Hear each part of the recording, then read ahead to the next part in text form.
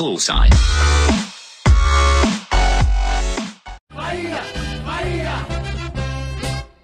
A gente tem feito uma campanha boa nas duas competições nesse início de ano. Claro que internamente a gente se cobra mais, porque nessas fases decisivas a dificuldade técnica aumenta e, teoricamente, a Série B é uma competição bem mais complicada. Internamente, junto com o Doriva, a comissão técnica, o Ney, a gente tem debatido a contratação de alguns reforços. A gente tem ainda uma lacuna na defesa, no sistema defensivo. A gente precisa também de 1 ou 2 meias ali na articulação, que entrem na área também, que tenham um passe mais decisivo, porque o nosso elenco é curto nessa posição também. Para o Campeonato Baiano a gente não pode mais inscrever. Para o Campeonato Nordeste a inscrição termina agora de segunda para terça-feira.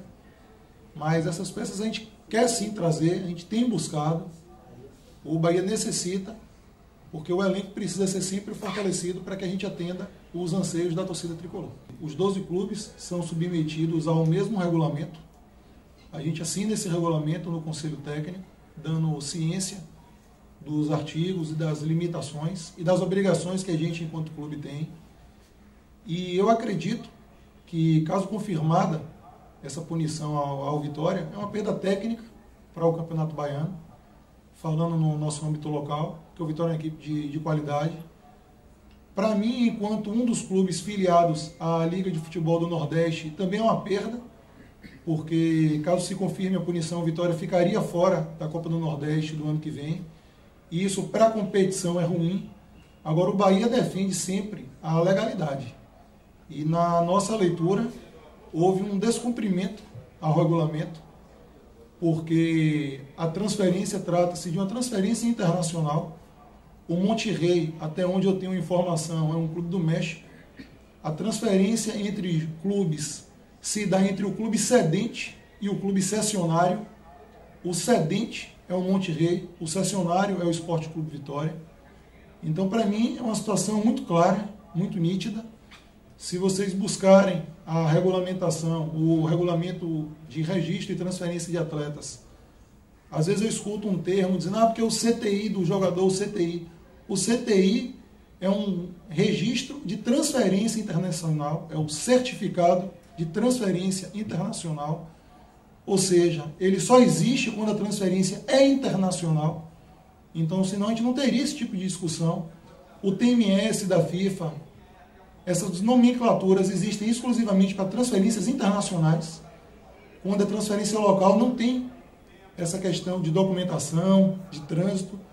E o regulamento diz muito claro, no seu artigo 20, parágrafo 3º, que em caso de transferências internacionais, independentemente dos registros e dos documentos, o nome do atleta teria que constar no BID até o dia 16 de março. E o nome do atleta, Vitor Ramos, do Sport Clube Vitória, ele consta no BID no dia 18 de março. No dia 26, o próprio BID já tinha, 26 ou 29 de janeiro, o BID já tinha publicado a rescisão do contrato com o Palmeiras, ou seja, o atleta voltando ao Monterrey. No dia 16 aparece o documento do atleta, o contrato em definitivo ao Monterrey. No dia 18 esse contrato junto ao Sport Clube Vitória. Então, para mim, é uma situação muito clara, muito cristalina.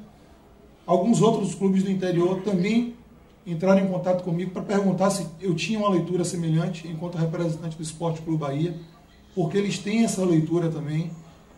E eu acredito que, por mais dolorosa que seja a regra, e que uma eventual eliminação do Vitória possa prejudicar tecnicamente o Campeonato Baiano, eu acredito que a gente tem que defender a lei, a gente tem que defender os regulamentos das competições. Eu acredito na Federação Baiana de Futebol e acredito também na Procuradoria. Ela pode entrar de ofício, porque é um fato público e notório. A gente vai aguardar esse início de semana. O Flamengo de Guanambi é o interessado direto dessa situação. Os outros clubes que estão no estadual são os terceiros interessados, então qualquer um deles também pode mover essa ação eventualmente. Mas eu acredito que a própria Procuradoria pode se manifestar por ofício, porque é um assunto público, um assunto que mexe com o campeonato, e a gente vai aguardar inicialmente qual vai ser a posição desses órgãos para que eventualmente o Bahia possa se manifestar ou não através do seu departamento jurídico. Diversos atletas são oferecidos ao Esporte Clube Bahia. Individualmente eu não gosto de falar de nenhum nome enquanto as negociações não são concluídas, porque termina às vezes gerando uma expectativa na torcida, às vezes dá um desgaste sem necessidade. E a questão da Caixa Econômica não há nada mais que o Esporte Clube Bahia possa fazer. A gente entregou toda a documentação que nos foi solicitada, apresentamos um projeto, temos todas as certidões e documentos, e depende de uma resposta positiva ou não da Caixa Econômica Federal, através da sua presidente, doutora Miriam Belchior. O Bahia já buscou, como nesses atletas citados, uma rescisão amigável. A gente ainda não conseguiu chegar a esse ponto. Os atletas têm treinado no Fazendão. O Bahia, praticamente todos os seus atletas acima de 16 anos são profissionais. Nem todos treinam na mesma intensidade, nos mesmos dias, nos mesmos horários, mas todos sim têm a estrutura do clube à disposição para que possam fazer seu trabalho da maneira que a gente entende mais adequada. Se chegar alguma proposta que satisfaça o Esporte Clube Bahia e satisfaça aos atletas, a gente entende que isso é o melhor caminho a ser tomado. O Bahia negociou os direitos de transmissão do Campeonato Baiano para a Rede Globo de televisão e para a TV Bahia, que é a emissora aqui filiada no nosso estado. Aí é uma decisão da emissora de televisão, quais jogos que ela transmite, quais jogos que ela não transmite. Os clubes não participam dessas decisões. A única solicitação em caráter excepcional que foi feito para o Bahia foi que esse jogo de hoje fosse vazado na TV aberta para a Praça de Salvador. E o Bahia não concordou com isso, isso não é uma previsão estabelecida em contrato. A gente entende que uma eventual transmissão para a própria praça tiraria o público do estádio e a gente terminaria prejudicando a Arena Fonte Nova, que também é um parceiro comercial do Esporte Clube Bahia. E como o contrato não obriga nessa fase da competição ao clube permitir o vazamento, foi a única negativa que o Bahia fez. Agora, se a emissora de televisão desejasse, o jogo poderia ter sido transmitido para o interior, poderia ter sido transmitido no PFC também, porque ela tem esses direitos de transmissão. Mas os clubes, quando negociam os direitos, eles não têm influência de dizer quando esse jogo vai ser transmitido e quais jogos vão ser transmitidos.